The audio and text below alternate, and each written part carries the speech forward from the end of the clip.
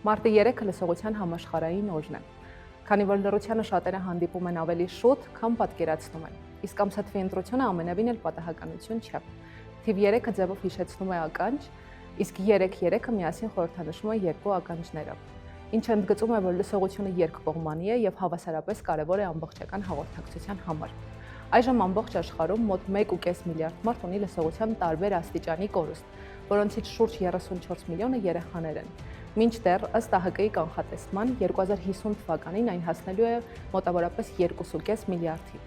Եվ հարց է առաջանում, իսկ ինչպես պահպանել լսողությունը։ Խոսափեք բարձր ձայներից, ականջակալներն օգտագործեք չափավոր։ Պահպանեք 60-60 կանոնը։ Ոչ ավել քան 60 րոպե, ձայնի մինչև 60 դեցիբել բարձրությամբ։ Մի օգտագործեք բամբակյա փայտիկներ։ Դրանով իրականում խորացնում եք ծծմբային արտադրությունը եւ կարող եք վնասել թմկաթաղանթը։ Զգուշացեք ճնշման հանկարծակի փոփոխություններից, ժամանակին բուժեք վերին շնչուղիների վարակները, պահպանեք ընդհանուր առողջությունը, վերահսկեք արյան ճնշումը, շաքարային դիաբետը, որոնք իրենց հերթին իրենց բացասական ազդեցությունն են ունենում լսողական նյարդի վրա։